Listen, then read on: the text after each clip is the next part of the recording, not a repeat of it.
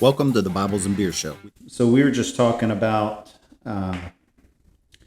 your wrestling career and your high school record and all. And Jason and I are sitting here still trying to comprehend all of that. Yeah, wrapping my mind around. Yeah. Did you continue wrestling after college? For 1 year. For 1 year. In the tournament, actually, where I wrestled Chael Sonnen, I wrestled him in quarters. I wrestled a Marine in the semis who ended up in the national finals the next year.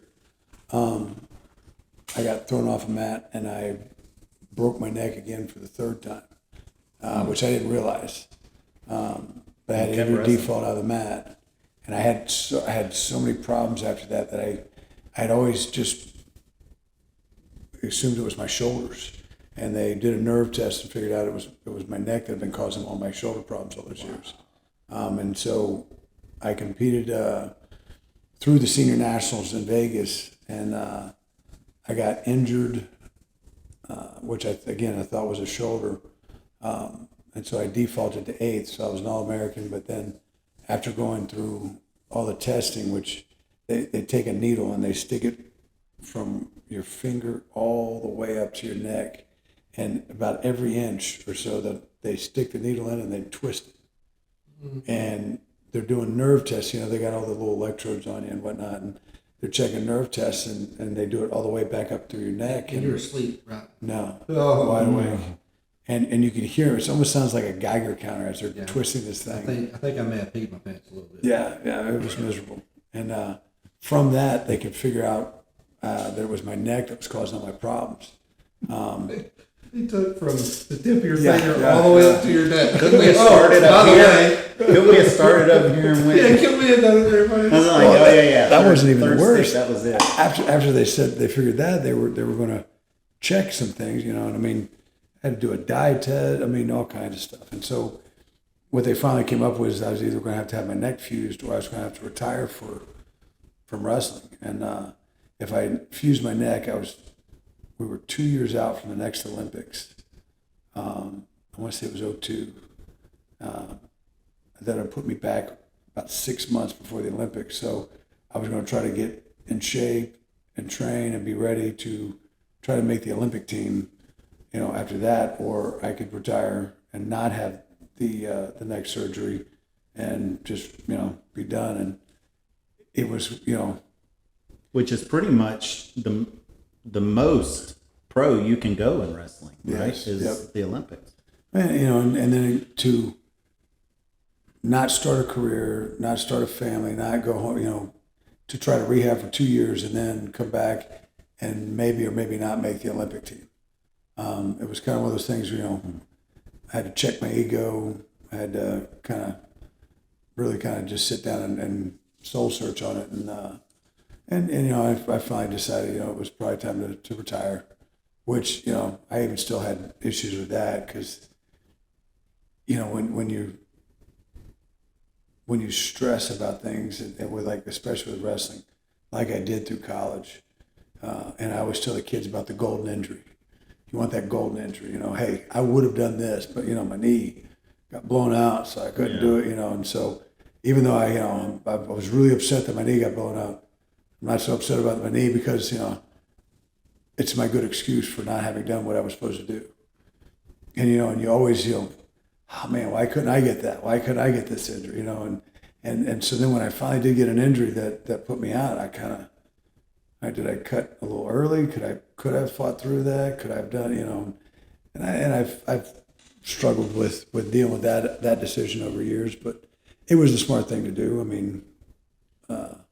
Coach, if you don't mind me asking, and you cannot answer it if you don't want to, I completely understand. Your entire wrestling time that you did, and take into account of your injuries and your setbacks and your I want to say failures, but not much failures on the mat, but the hard times that you went through and stuff. Is there anything about your wrestling career that you would say you want to change?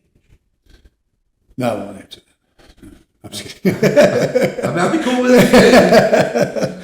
No regrets. No. In the moment, I would have, yes, absolutely. There were things absolutely I would have changed. If anything, I know that maybe I didn't ask you right. I know that there would be times when you say, I wish I'd have pushed a little harder at this practice or whatever. I'm talking about like everything that you put yourself through. Would you have changed any of that for where you're at now? No, I'm. Do I have regrets on stuff? Yeah. I mean, I wish things were different, but my wife and I talk about it all the time. If things had been different, I wouldn't have met her. Yeah. I wouldn't have the 3 kids that I got. Yeah. I wouldn't have ended up here. And I love living up here. You wouldn't have some pretty awesome neighbors. Like Yeah, absolutely correct. Wait, who? Oh, I'm there.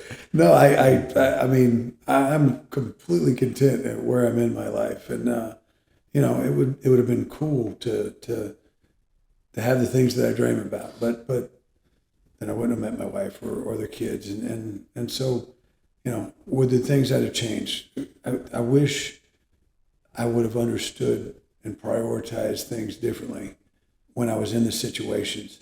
I didn't give a less effort. I had the wrong mindset. I had the wrong confidence. I had the wrong, all of those things, which, that now makes me a better coach because I try to connect with kids on that. Hey, you know what? I know what you're thinking here. This is where you're at. This is what you got to get through, and this is what you got to do different.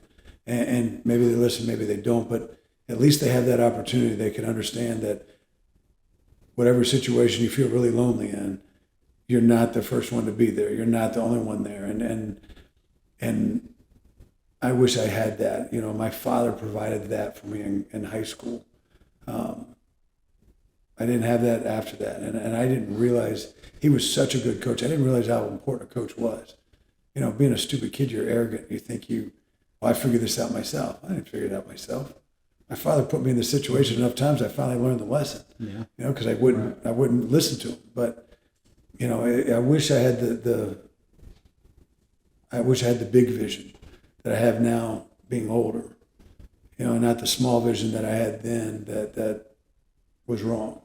And if I did, I think things would have been different, or at least I would have known how to attack it better, which would have helped my anxiety tremendously. But where I'm at in life and what I've done and what's going on, I'm completely content with. I'm very happy with. Yeah, I sit there and think sometimes that, look back and say, man, if I'd have taken this one chance, or if I'd have done this, or if I'd have just signed up for this one more deployment, or if I'd have done this and that I look back and think, just like you did, well, if I'd have done that, I would have never met my wife. I would have never had the great life I have now, the great kids I have now,